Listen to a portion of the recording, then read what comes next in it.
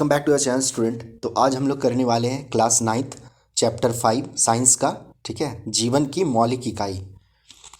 तो देखिए इस वीडियो में आप लोगों को क्या क्या मिलने वाला पहले बता दूं कि सिर्फ जो स्टोरी है, मतलब ये जो चैप्टर है, इसका कंप्लीट आपको समरी मिलेगा। उससे रिलेटेड कुछ इंपॉर्टेंट पॉइंट को मैं डिस्कस करूंगा। ठीक है, तो जो भी इसमें इंपॉर्टेंट पॉइंट बनता है चैप्टर 5 में, उसी से मैं आपको पूरा चैप्टर को एक्सप्लेन कर दूंगा। चलिए तो देखते हैं। आपका सबसे फर्स्ट क्या है कि शरीर की संरचनात्मक एवं क्रियात्मक इकाई को कोशिका कहते हैं। यानी कि सबसे पहला बात आता है कोशिका। कोशिका क्या है? तो कोशिका शरीर की संरचनात्मक एवं क्रियात्मक इकाई है। ठीक है, और सभी सजीवों की मूलभूत इकाई भी है। ठीक है, सभी सजीव जो आदमी या जो भी सजीव या जिंदा है, उसकी मूलभूत इकाई कोशिका है। यानी कि कोशिका से ही कोशिका, छोटा छोटा कोशिका मिलते मिलते मिलते जा करके ये एक उत्तक बनता है, और उत्तक बन करके फिर ये अंग का निर्माण करता है। ठीक है, उसके बाद हम सभी सजीव, जितने भी सजीव मौजूद हैं, सारे सजीव जो हैं वो कोशिका से बने हुए हैं। ठीक है, और कोशिका हमारे शरीर को आकार प्रदान कराता है, इसलिए यह शरीर का संरचनात्मक इकाई है। दैट मीन्स कि अगर क्वेश्चन रहता है कि संरचनात्मक इकाई क्या है शरीर का, तो कोशिका हमारे शरीर को आकार प्रदान करता है, तो वही कोशिका ही शरीर का संरचनात्मक इकाई है। ठीक है, फिर सभी शरीर के सभी कार्य कोशिका स्तर पर होती है, इसलिए यह शरीर की क्रियात्मक इकाई है। ये क्रिया भी करता है, इसीलिए इसे क्रियात्मक इकाई कहते हैं। फिर छोटा चीज़, मतलब सबसे इम्पॉर्टेंट चीज़ है कि ये नोट कर लीजिएगा आप कि कोशिका का सबसे पहले पता किसने किया था? तो रॉबर्ट हुक ने 1665 में। ठीक है, रॉबर्ट हुक 1665 में कोशिका का खोज किए थे, और रॉबर्ट ब्राउन जो है 1831 में कोशिका में केंद्रक का पता लगाए थे। ठीक है, उसके बाद आगे देखिएगा।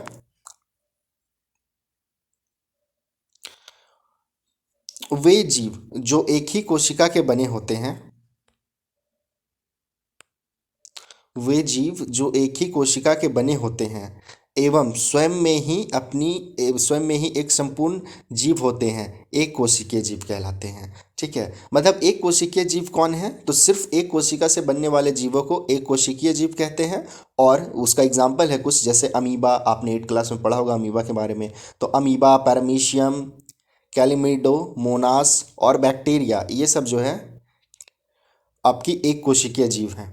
उसके बाद देखिए, वे जीव जिनमें अनेक कोशिकाएं समाहित होकर विभिन्न कार्यों को संपन्न करने हेतु विभिन्न अंग का निर्माण करते हैं, बहुकोशिकीय जीव कहलाते हैं। ठीक है, जिसमें एक से ज़्यादा कोशिका हो उसे बहुकोशिकीय जीव कहेंगे। अब इसका अगर एग्जाम्पल लेना चाहें तो उदाहरण के तौर पे हम इंसान को ले सकते हैं, उसके बाद कोई भी जीव ले सकते, कोई भी जानवर को ले सकते हैं, पेड़ पौधों को भी ले सकते हैं। ठीक है, उसके बाद आकार, कोशिकाओं की आकृति तथा आकार उनके विशिष्ट कार्यों के अनुरूप होता है। जैसे देखिए, कुछ कोशिका जो है अपना आकार बदलता है। आकार बदलता है वो है अमीबा। अगर उदाहरण है, देखिए क्वेश्चन इस तरह से पूछा जा सकता है, एक कोशिका का नाम बताइए जो अपना आकार बदलता है, तो वो हो जाएगा आपका अमीबा। और वही है कि कुछ जीवों में कोशिका का आकार स्थिर होता है, जैसे तंत्रिका कोशिका। ठीक है, उसके बाद देखिए कोशिका के बारे में पढ़ेंगे तो कोशिका में कुछ कुछ ये आपका इम्पॉर्टेंट पार्ट आएगा, कोशिका का घटक आएगा। तो घटक के बारे में है, देखिए पहला प्लाज्मा झिल्ली। कोशिका जो बना होता है, कोशिका का सबसे बाहरी परत को प्लाज्मा झिल्ली कहते हैं। तो मैं फिगर से आपको जंतु कोशिका और पादप कोशिका दोनों को एक्सप्लेन कर दूंगा, उसका घटक को भी मैं एक्सप्लेन कर दूंगा।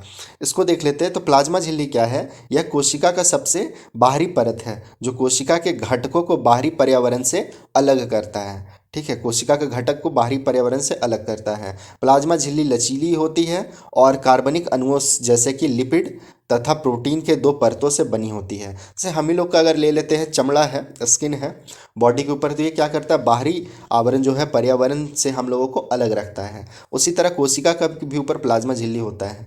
ठीक है, उसके बाद है अमीबा, जिस प्रक्रिया से भोजन ग्रहण करता है उसे इंडोसाइटोसिस कहते हैं। ठीक है, अमीबा का जो आपका भोजन ग्रहण करने का है उसे इंडोसाइटेसिस कहते हैं। साइटोसिस है, ठीक है, इंडोसाइटोसिस।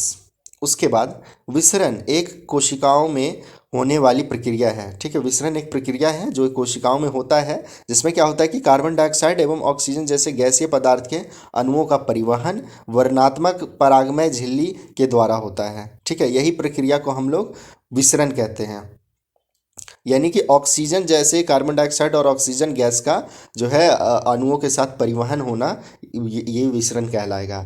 फिर जल के अणुओं की गति वर्णात्मक परागमय झिल्ली द्वारा हो तो उसे परासरण कहते हैं। ठीक है, तो विसरण और एक परासरण, दो टर्म आता है।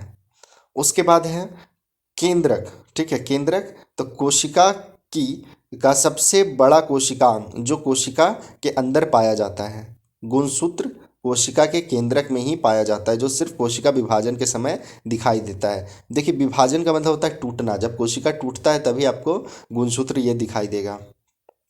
ठीक है, फिर केंद्रक के बारे में है कि केंद्रक के चारों ओर दोहरे परत एक चारों दोहरे परत का एक अस्तर होता है जिसे केंद्रक झिल्ली कहते हैं। अब केंद्रक के बाद आता है केंद्रक झिल्ली। उसके बाद केंद्रक झिल्ली में छोटे छोटे छिद्र होते हैं। इन छिद्रों के द्वारा केंद्रक के अंदर का कोशिका द्रव्य केंद्रक के बाहर जा पाता है। ठीक है, आगे कुछ देख लेते हैं और क्या क्या है। उसके बाद देखिए गुणसूत्र एक छड़ आकार की संरचना होती है। ठीक है, होती है जो कोशिका के केंद्रक में पाया जाता है। ठीक है, गुणसूत्र क्या है, छड़ आकार का संरचना है और जो कोशिका के केंद्रक में पाया जाता है। ये कोशिका विभाजन के समय दिखाई देता है। तो गुणसूत्र यानी इंग्लिश में क्रोमोसोम में अनुवांशिक गुण होते हैं जो माता पिता से डीएनए का फुल फॉर्म नोट कर लीजिएगा, deoxy ribose nucleic acid, Hindi में अम्ल। ठीक है, इसका आप फुल फॉर्म को कंप्लीट याद रखिएगा। अणु के रूप में अगली संतति में आ जाती है। ठीक है, कहते हैं ना माता पिता का गुण बच्चों में आता है, तो इसी के थ्रू आता है, गुणसूत्र के थ्रू। ये जब उसका विभाजन होता है तो डीएनए के थ्रू चला जाता है अपने माता पिता का गुण उसके बच्चों में। ठीक है, फिर क्रोमोसोम डीएनए तथा प्रोटीन के बने होते हैं। ठीक है, ये प्रोटीन के बने होते हैं। फिर डीएनए अणु में कोशिका का निर्माण व संगठन के सभी आवश्यक सूचनाएं होती हैं। ठीक है, डीएनए क्या है, तो अणु में कोशिका के निर्माण व संगठन के सभी आवश्यक सूचनाएं। उसके बाद आगे देख लेते हैं।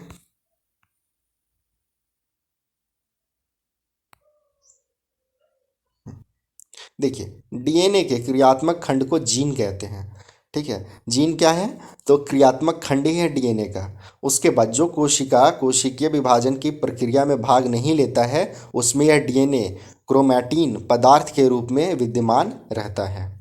ठीक है, उसके बाद है आपका कोशिका विभाजन के दौरान केंद्रक भी दो भाग में विभक्त हो जाते हैं। जब कोशिका का विभाजन होगा तो केंद्रक भी दो भाग में विभक्त हो जाएगा। मान लीजिए ये कोशिका है और कोशिका के अंदर एक केंद्रक है। ठीक है, लेकिन ये जब टूट जाता है तो एक केंद्रक भी टूट जाएगा और अलग हो जाएगा।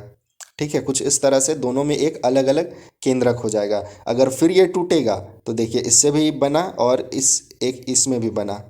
ठीक है, दो बनेगा इससे टूट करके और इससे भी टूट करके दो बन जाएगा, ऐसा करके। तो केंद्रक भी साथ में टूटता है। फिर नई कोशिकाओं में जनक कोशिका से ही सभी गुण मौजूद रहता है। तो मेन ये जो है, ये इसको हम लोग जनक कोशिका कहेंगे। इसी का सारा गुण इन दोनों कोशिकाओं में पाया जाएगा। फिर इसी का मतलब ये दोनों जो कोशिका आपका बना, ये दोनों कोशिका का गुण इसी से पाया जाएगा। ठीक है, तो हम लोग पहले दोनों कोशिका का एक फिगर देख लेते हैं जिससे ज़्यादा आसानी होगा समझने में। देखिए, ये फिगर में आपका ये है पादप कोशिका और ये है जंतु कोशिका। तो देखिए, सबसे पहले जंतु कोशिका में देख लेते हैं। ये जो है इसको केंद्रक कहते हैं, जो बीच का ये भाग है यहाँ पे, इसको केंद्रक कहते हैं। उसके बाद देखिए यहाँ पे दिया हुआ है, ये केंद्रक है जो एकदम अंदर का बीच का भाग है। उसके बाद जो केंद्रक के बाहर का आवरण है, ये हल्का हल्का जो बाहर में है, इसको केंद्रिकाय झिल्ली कहते हैं। ठीक है, उसके बाद आगे देखते हैं, ये जो वाई जैसा संरचना बना हुआ है, ठीक है, वाई जैसा संरचना है, उसको चिकनी अंतर्द्रव्य जालिका कहते हैं। उसके बाद देखिए यहाँ जो छोटा छोटा ऐसा बना हुआ है, क्या बोलेंगे, बीन्स के बीज के जैसा, इसे हम लोग गोल्जी उपकरण कहते हैं। थर्ड देखिए, ये बाहर का जो सबसे परत है, मतलब ये जो दिख रहा है आपको, इसको मतलब ये बाहर वाला, इसको हम लोग प्लाज्मा झिल्ली कहते हैं। ठीक है, उसके बाद यहाँ पे एक तारक केंद्रक है जो ये बना हुआ है ब्लैक कलर का, इसको तारक केंद्रक कहते हैं। उसके बाद देखिए लाइसोसोम क्या है, ये छोटा सा जो आपको दाना के जैसा दिख रहा है, ये सब लाइसोसोम है। उसके बाद राइबोसोम में आते हैं। राइबोसोम क्या है, ये जो एकदम वाइट कलर का छोटा सा पॉइंटेड दिख रहा है आपको, इसे राइबोसोम कहेंगे। उसके बाद माइटोकॉन्ड्रिया, माइटोकॉन्ड्रिया को याद रखिएगा, माइटोकॉन्ड्रिया सबसे इंपॉर्टेंट है। तो ये जो फिगर बना हुआ है ये है माइटोकॉन्ड्रिया। उसके बाद खुरदरी अंतर्द्रव्य जालिका, खुरदरी अंतर्द्रव्य जालिका इसको कहेंगे, जो बाहर में ऐसा रफ सा बना हुआ है। उसके बाद कोशिका द्रव्य, तो ये जो आपको हल्का हरा हरा रंग का दिख रहा है ये पूरा कोशिका द्रव्य है। ठीक है, तो ये जंतु कोशिका है। ठीक है, मतलब कि आदमी में जो पाया जाता है। अब उसके बाद इसी में हम लोग देख लेते हैं पादप कोशिका के बारे में। पादप कोशिका में भी देखिए, जैसा हम लोगों का जो है उसी तरह आपको इसमें भी मिलेगा। जिस तरह से जंतु कोशिका में जो कोशिकांग है या ये कोशिका के घटक हैं, उसी तरह हम ये पादप कोशिका में भी मिलेगा। तो देखिए बस अंतर क्या है, इसमें एक सबसे बड़ा अंतर होता है कि इसमें ना हरित लवक भी होता है, जिसके कारण से ये हरा रंग का दिखता है। ठीक है, तो इसी में देख लेते हैं। सबसे पहले हरित लवक क्लोरोप्लास्ट। ठीक है, ये जो है हरित लवक क्लोरोप्लास्ट है। उसके बाद इसमें भी राइबोसोम होता है जो छोटा छोटा इंडिकेट किया हुआ है। फिर ये माइटोकॉन्ड्रिया है। माइटोकॉन्ड्रिया के बाद देखिए कोशिका भित्ति, जो बाहरी परत है, सबसे बाहर का परत है, इसको कोशिका भित्ति कहते हैं। फिर बाह्य कोशिका है, तो बाहर में सबसे बाहर का जो एक लेयर बना हुआ है, दो लेयर है, एक अंदर से फुल कवर किए हुए हैं, फिर बाहर से एक सेकंड कवर है। तो बाहर से जो कवर किया उसको बाह्य कोशिका कहते हैं। उसके बाद प्लाज्मा झिल्ली, प्लाज्मा झिल्ली जो अंदर में बना हुआ है, ये पतला सा दिख रहा है आपको, प्लाज्मा झिल्ली है। उसके बाद केंद्रक झिल्ली, यानी वही जो बताएं केंद्रक होता है, जैसे ये केंद्रक है आपका मेन सेंटर में। उसके बाद केंद्रक झिल्ली, ये जो साइड साइड में बना हुआ है उसको केंद्रक झिल्ली कहते हैं। उसके बाद गोल्जी उपकरण आते हैं। गोल्जी उपकरण में क्या है, देखिए जो बना हुआ है इस टाइप से, उसको गोल्जी उपकरण कहेंगे। उसके बाद है आपका हरित लवक। ठीक है, ये थाइलोक्वाइड प्रदर्शित कराते हुए हरित लवक, ये देखिए यहाँ जो छोटा, मतलब यहाँ पे आपने हरित लवक देखा, ये फिगर देखा, तो इसी को अंदर से दिखाया गया है कि देखिए कैसा छोटा सा। इसको थोड़ा जूम कर देते हैं ताकि थोड़ा आसानी से समझ सके। देखिए इसमें छोटा छोटा आपको बीज के जैसा जो दिख रहा है, एकदम हल्का हल्का ये बीज के जैसा जो दाना दाना दिख रहा है, यही है हरित लवक। ठीक है, उसके बाद देखिए ये हो जाएगा आपका खुरदरी अंतर्द्रव्य जालिका जो बाहर से बना हुआ है। फिर ये छोटा दाना लाइसोसोम। फिर चिकनी अंतर्द्रव्य जालिका, ये जो अंदर में हल्का, मतलब ये जो प्लेन प्लेन है ये चिकनी हो गई। यहाँ पे देखिए छोटा छोटा सा निकला हुआ है, छोटा छोटा सा ऐसा निकला हुआ है लाइन लाइन, इसीलिए इसका नाम खुरदरी अंतर्द्रव्य जालिका है। ठीक है, अब आपका हो गया ये सारा पार्ट्स। तो देखिए यही है, ये हो गया पादप कोशिका और ये हो गया जंतु कोशिका। तो ये दोनों को आपको फिगर को बनाने के लिए एकदम सीख लेना है, सब कुछ मार्क करते हुए। अगर नहीं होता है तो आप एक काम कीजिए, इसका स्क्रीनशॉट ले लीजिए, और हालांकि आपको ये बुक में मिल जाएगा। अगर बुक है आपके पास तो बुक से आप देख करके फिगर बना सकते हैं। बट फिगर बनानी इसको सीखिए, बहुत इंपॉर्टेंट रहता है ये फिगर। एग्ज़ाम में आता है, स्कूल के वैसे भी आप स्कूल में पढ़ाई गए टेस्ट ये सब में तो आता ही है, और आगे सीखना चाहते हैं तो भी फिगर बनाना बहुत ज़रूरी है। तो पादप कोशिका और जंतु कोशिका ये दोनों को ज़रूर बनाने के लिए सीख लीजिए, साथ में ये सब मार्किंग करने के लिए किसका क्या नाम है, किसका क्या नाम है। चलिए फिर हम लोग आगे बढ़ते हैं। कोशिका भित्ति केवल पादप कोशिकाओं में ही पाई जाती है, जो मुख्यतः सेल्यूलोज की बनी होती है। ठीक है, यह पौधे को संरचनात्मक दृढ़ता प्रदान करती है। ठीक है, मतलब इसको संरचना देता है, आकार देता है। उसके बाद आपका देखिए राइबोसोम जो है कोशिका द्रव्य में मुक्त अवस्था में पाई जाती है। पाई जाने वाली गोल आकृति की संरचना होती है। यह कोशिका द्रव्य में मुक्त रूप से पाई जा सकती है अथवा अंतर्द्रव्य जालिका यार से जुड़ी हो सकती है। तो राइबोसोम को कोशिका का प्रोटीन फैक्ट्री भी कहा जाता है, क्योंकि यहाँ प्रोटीन बनता है। तो इम्पॉर्टेंट चीज़ है राइबोसोम को, मतलब कोशिका के किस अंग को, किस घटक को आप प्रोटीन की फैक्ट्री कहा जाता है। तो इसे हम लोग रखेंगे क्या बोलेंगे, ये राइबोसोम को। देखिए दो इम्पॉर्टेंट होता है, एक माइटोकॉन्ड्रिया, माइटोकॉन्ड्रिया जो है देखिए, माइटोकॉन्ड्रिया को कोशिका का बिजली घर भी कहते हैं। ये दो क्वेश्चन राइबोसोम से और माइटोकॉन्ड्रिया से आगे का कंपटीशन एग्जाम में भी आता है क्वेश्चन। उसके बाद देखते हैं लाइसोसोम कोशिका का अपशिष्ट निपटाने वाला ये तंत्र है। अपशिष्ट निपटाना मतलब जो बचा, गंदगी बचा, वो सबको खत्म करने वाला तंत्र है। यह झिल्ली से घिरी हुई संरचना है। लाइसोसोम बाहरी पदार्थ के साथ साथ कोशिकांगों के टूटे फूटे भागों को पचित करके साफ करता है। ठीक है, तो उसके बाद लाइसोसोम में बहुत शक्तिशाली पाचनकारी एंजाइम होती है जो सभी कार्बनिक पदार्थों को तोड़ सकने में सक्षम हुआ है। तो लाइसोसोम में क्या होता है, पाचनकारी एंजाइम होता है। जो भी कोशिका टूट फूट जाते हैं, डैमेज हो जाते हैं, उसे ये सब लाइसोसोम पचा लेता है। उसके बाद माइटोकॉन्ड्रिया। माइटोकॉन्ड्रिया दोहरी झिल्ली वाली कोशिकांग है। बाहरी झिल्ली छिद्रित होती है एवं भीतरी झिल्ली बहुत अधिक वलित मतलब राउंडेड गोल होती है। इसमें उनका अपना डीएनए तथा राइबोसोम होता है। अतः माइटोकॉन्ड्रिया अपना कुछ प्रोटीन स्वयं बनाते हैं, इसलिए माइटोकॉन्ड्रिया एक अद्भुत अंग है। ठीक है। उसके बाद पैलिस्टिड केवल पादप कोशिकाओं, मतलब यहाँ से थोड़ा नहीं होगा, में पादप कोशिकाओं में स्थित होते हैं। पैलिस्टिड के भीतरी रचना में बहुत सी झिल्ली वाली परतें होती हैं जो स्ट्रोमा में स्थित होती हैं। पैलिस्टिड बाह्य रचना में माइटोकॉन्ड्रिया की तरह होती है और माइटोकॉन्ड्रिया की तरह पैलिस्टिड में भी अपना डीएनए तथा राइबोसोम होता है। ठीक है। उसके बाद देखिए, ये आपका इम्पॉर्टेंट टर्म है, एक ही बच रहा आपका क्या, कि रसधानियाँ। रसधानियाँ ठोस अथवा तरल पदार्थों की संग्रहक थैलियाँ हैं। तो रसधानियाँ क्या होता है, ठोस और तरल पदार्थ का संग्रहक थैली, उसमें मतलब जमा करके रखा होता है। जंतु कोशिकाओं में रसधानियाँ छोटी होती है और पादप कोशिकाओं में रसधानियाँ बहुत बड़ी होती हैं। फिर कुछ पौधों की कोशिकाओं की केंद्रीय रसधानियों की माप कोशिकाओं के आयतन का 50% से 90% तक होती है। ठीक है। तो ये आपका कुछ उस चैप्टर से कंप्लीट इंपॉर्टेंट पॉइंट था जिसको मेंशन किए हैं। अब कुछ चैप्टर से रिलेटेड जो क्वेश्चन आंसर है आप उसको देख लेते हैं। कि देखिए पेज नंबर 66 में आपका क्वेश्चन दिया हुआ है कि कोशिका की खोज किसने की और कैसे की। तो कोशिका की खोज जो है 1665 में अंग्रेजी जीव विज्ञानी रॉबर्ट हुक ने की और उसने कोशिका को कॉर्क की पतली काट में अनगढ़ सूक्ष्मदर्शी की सहायता से देखा। ठीक है। वो सूक्ष्मदर्शी समझते हैं माइक्रोस्कोप से देखे थे। उसके बाद कोशिका को जीवन का संरचनात्मक व क्रियात्मक इकाई क्यों कहते हैं, ये सबसे इंपॉर्टेंट पॉइंट है। संरचनात्मक और क्रियात्मक इकाई क्यों कहते हैं, तो कोशिका हमारे शरीर को आकार प्रदान करता है, इसलिए शरीर का संरचनात्मक इकाई है। आकार देता है इसलिए संरचनात्मक इकाई है, और सभी कार्य कोशिकाई स्तर पर होती है, इसलिए यह शरीर की क्रियात्मक इकाई है। ठीक है। हम लोगों का जो पूरा शरीर काम कर रहा है वो एकदम छोटा कोशिका का हर एक पार्ट के थ्रू कर पा रहा है, इसीलिए इसे क्रियात्मक इकाई कहते हैं। उसके बाद क्वेश्चन है आपका कि CO2 तथा कार्बन डाइऑक्साइड तथा पानी जैसे पदार्थ कोशिका से कैसे अंदर तथा बाहर आ जाते हैं, इसके बारे में बताना है।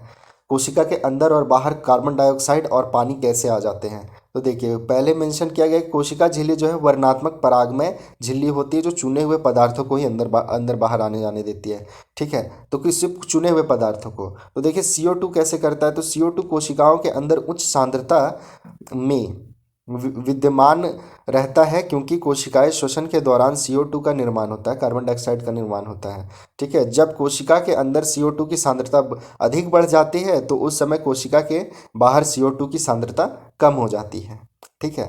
फिर पदार्थों की गति के नियम के अनुसार पदार्थ जो है उच्च सांद्रता से निम्न सांद्रता की ओर गति करते हैं और गैसों के लिए यह गति विसरण कहलाती है। ठीक है। इसी विसरण की प्रक्रिया के द्वारा गैसीय पदार्थ जैसे CO2 तथा O2 यानी ऑक्सीजन कोशिका के अंदर और बाहर आते हैं। चूंकि जब कोशिका के अंदर CO2 की सांद्रता अधिक बढ़ जाती है तो वो बाहर आ जाती है, और जब O2 की सांद्रता ऑक्सीजन की सांद्रता बाहर बढ़ जाती है तो कोशिका के अंदर चला जाता है।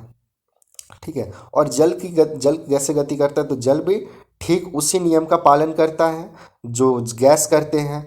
कोशिकाओं में जल की गति परासरण की प्रक्रिया के द्वारा होती है, और जब कोशिका के अंदर जल की सांद्रता अधिक होती है तो कोशिका के बाहर की सांद्रता कम होती है। तब पदार्थ के गति के नियम के अनुसार क्या जल उच्च सांद्रता से निम्न सांद्रता की ओर गति कर लेती है। ठीक है। तो इस तरह से हो जाता है। अब आगे का देखते हैं क्वेश्चन क्या है कि प्लाज्मा झिल्ली को वर्णात्मक परागमय झिल्ली क्यों कहते हैं।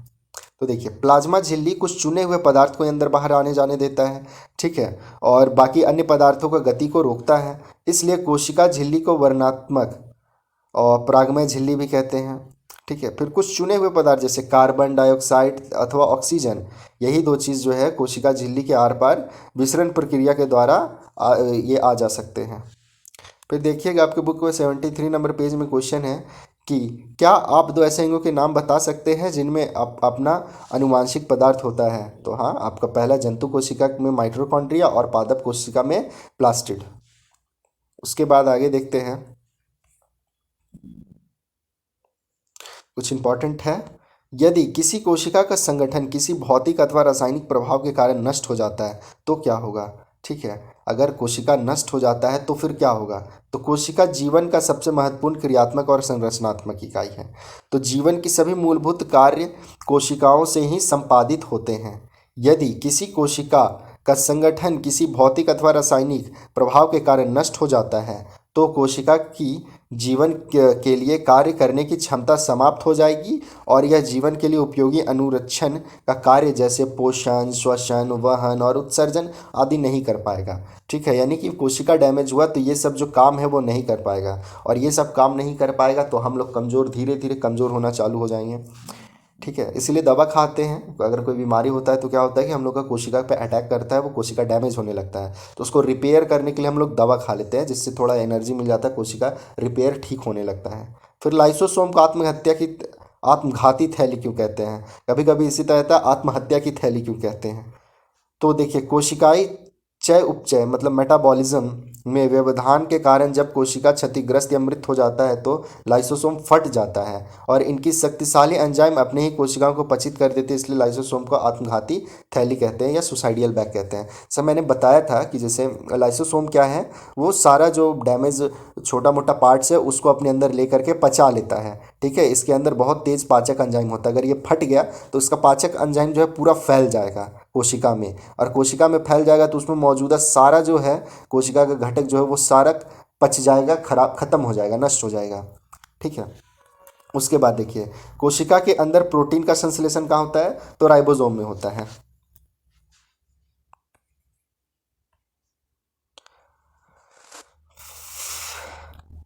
फिर है आपका क्वेश्चन कि पादप कोशिका जंतु कोशिका की में तुलना करें, अंतर बताना है पादप कोशिका जंतु कोशिका में। तो देखिए, फर्स्ट पॉइंट है कि इसमें कोशिका भित्ति होती है। ठीक है, पादप कोशिका में कोशिका भित्ति होता है और जंतु कोशिका में कोशिका भित्ति नहीं होता है। फिर इसमें हरित लवक उपस्थित होते हैं पादप कोशिका में, और जंतु कोशिका में हरित लवक नहीं होता है। फिर अब हरित लवक है तो जाहिर सी बात है इसमें प्रकाश संश्लेषण होगा, और जंतु कोशिका में तो हरित लवक नहीं है तो फिर इसमें प्रकाश संश्लेषण नहीं होता है। फिर ये बड़े आकार के होते हैं और ये जो है जंतु कोशिका वो छोटे आकार के होते हैं। उसके बाद आगे देखते हैं, आपका एक है प्रोकैरियोटिक कोशिकाएं और यूकैरियोटिक कोशिकाओं में अंतर बताना है आपको। तो देखिए, प्रोकैरियो जो है प्रोकैरियोटिक कोशिका में क्या क्या है, ये आकार छोटा होता है इसका, और यूकैरियोटिक में आकार बड़ा होता है। फिर इसमें क्या है, केंद्रक झिल्ली अनुपस्थित होती है और इसका केंद्रक झिल्ली उपस्थित रहता है। फिर क्रोमोसोम जो है प्राय एक होता है और इसमें क्रोमोसोम जो है एक से अधिक होता है। फिर इसमें कई अन्य अंग नहीं होते हैं और इसमें लगभग सभी अंग मौजूद होते हैं। फिर प्रकाश संश्लेषण वाले जीवों में क्लोरोफिल झिल्लीदार पुटिका के साथ होती है और इसमें क्लोरोफिल प्लास्टिड में होती है। फिर वास्तविक केंद्रक के अतिरिक्त झिल्ली युक्त अंग भी नहीं होते हैं और इसमें जो है केंद्रक झिल्ली के साथ साथ झिल्ली युक्त अंग भी होते हैं। ठीक है, इस तरह से ये दोनों में आप अंतर डिफाइन कर सकते हैं। अब देखिए, कुछ है कि यदि प्लाज्मा झिल्ली जो है अगर टूट जाए, फट जाए तो फिर क्या होगा, ये बताना है। तो देखिए, कोशिका झिल्ली अगर फट जाए या टूट जाए तो कोशिका के अंदर का अतिरिक्त रासायनिक संगठन नष्ट हो जाएगा और अपना आधारभूत कार्य संपन्न नहीं कर पाएगा। ऐसी क्षतिग्रस्त कोशिकाएं मर जाती हैं जिससे लाइसोसोम जैसे अंग पचा जाते हैं। ठीक है, अगर ये अंदर से फट और डैमेज हो जाता है तो लाइसोसोम क्या करता है, उसको पचा देता है अपने अंदर लेकर के। ठीक है, उसके बाद इसी तरह का है कि अगर गोल्जी उपकरण ना हो तो कोशिका के जीवन में क्या होगा। अगर गोल्जी उपकरण ना हो तो देखिए, अंतर्द्रव्य जालिका जो है में संश्लेषित पदार्थों के को गोल्जी उपकरण के द्वारा ही संचयन, रूपांतरण और फिर क्या है पैकेजिंग और अन्य एक जगह से दूसरे जगह विभिन्न गंतव्यों तक कोशिका के अंदर और बाहर भोजन का कार्य कराता है। कुछ परिस्थिति में गोल्जी उपकरण में सामान्य शक्कर से जटिल शक्कर बनती है और गोल्जी उपकरण के द्वारा लाइसोसोम को भी बनाया जाता है। तो कोशिका निर्माण प्रक्रिया में गोल्जी उपकरण भी शामिल होता है। यदि गोल्जी उपकरण नहीं हो तो कोशिका में होने वाली महत्वपूर्ण कार्य जैसे संचयन, रूपांतरण, पैकेजिंग, ये सब जो विभिन्न कार्य हैं वो स्थानांतरित संभव नहीं है, ये काम नहीं हो पाएगा, दूसरे स्थान तक नहीं जा पाएगा। उसके बाद देखिए एक और इम्पॉर्टेंट कि कोशिका का कौन सा अंग बिजली घर होता है, ठीक है, और क्यों होता है। तो देखिए माइटोकॉन्ड्रिया को कोशिका का बिजली घर कहते हैं, यह मैंने उस समय मेंशन किया था। और माइटोकॉन्ड्रिया जीवन की विभिन्न रासायनिक क्रियाओं को करने के लिए एटीपी के रूप में ऊर्जा प्रदान करते हैं और यह आवश्यक उपयोगी ऊर्जा संचित होती है, ठीक है। तो अब माइटोकॉन्ड्रिया के पास अपना डीएनए तथा राइबोसोम होता है, अतः माइटोकॉन्ड्रिया अपना कुछ प्रोटीन जो है वो स्वयं बना लेता है, ठीक है। उसके बाद देखिए कोशिका झिल्ली को बनाने वाले लिपिड तथा प्रोटीन का संश्लेषण कहाँ होता है। तो देखिए कोशिका झिल्ली को बनाने वाले लिपिड तथा प्रोटीन का जो संश्लेषण है क्या लिया, अंतर्द्रव्य जालिका में होता है, जिसके दो भाग है। खुरदरी अंतर्द्रव्य जालिका जो बताए थे ये ऐसा है, और खुरदरी में थोड़ा ऐसा ऐसा बना रहेगा और चिकना जो है वो सिर्फ ऐसे बना हुआ रहेगा। तो देखिए तो खुरदरी जो कोशिका झिल्ली के बनाने वाले प्रोटीन का संश्लेषण करता है और चिकनी जो है यह कोशिका झिल्ली को बनाने वाले वसा अर्थात लिपिड का संश्लेषण करता है, ठीक है। उसके बाद देखिए यहाँ पे एक 8 क्लास वाला क्वेश्चन आ गया है कि अमीबा अपना भोजन कैसे प्राप्त करता है, यह आपने 8 क्लास में भी पढ़ा होगा। तो देख लेते हैं। अमीबा अपना भोजन इंडोसाइटोसिस प्रक्रिया से प्राप्त करता है। चूंकि अमीबा एक कोशिकीय जीव होता है तो एक कोशिकीय जीवों में कोशिका झिल्ली के लचीलेपन के कारण जीव बाह्य पर्यावरण से अपना भोजन ग्रहण करता है, ठीक है। बाह्य पर्यावरण में जो भी उसको मिलता है अपने खाने के लिए उसी से वो ग्रहण करता है अपना भोजन और कोशिका झिल्ली पुनः अपने पूर्व अवस्था में आ जाता है। तो इसीलिए हम बताए थे अमीबा एक ऐसा कोशिका है जो अपना आकार बदलते रहता है। इसके बाद कोशिका पदार्थ ग्रहण कर पचा जाता है। इस प्रक्रिया को इंडोसाइटोसिस अथवा फैगोसाइटोसिस कहते हैं, ठीक है। उसके बाद एक क्वेश्चन है कि परासरण क्या है। तो जल के अणुओं की गति जब वर्णात्मक परागमय झिल्ली द्वारा होती है तो परासरण कहते हैं। देखिए आगे मैंने प्लान किया है कि कुछ इंपॉर्टेंट जो क्वेश्चन इससे बनता है एमसीक्यू टाइप का, उस एमसीक्यू क्वेश्चन को मैं बना लूँगा और नहीं होगा तो इस वीडियो के बाद उसे भी मैं अपलोड कर दूँगा, ठीक है। जो भी इंपॉर्टेंट एमसीक्यू क्वेश्चन इससे रिलेटेड बनेगा उसको मैं कोशिश करूँगा जल्द से जल्द अपलोड कर दूँ। तो अगर वीडियो ये आपको अच्छा लगा हो तो प्लीज़ वीडियो को लाइक ज़रूर करें और बस इसी तरह का ये वीडियो देखने के लिए मेरे चैनल को सब्सक्राइब ज़रूर कर लें। तो फिर हम लोग मिलते हैं नेक्स्ट वीडियो में, तब तक के लिए बाय एंड टेक केयर।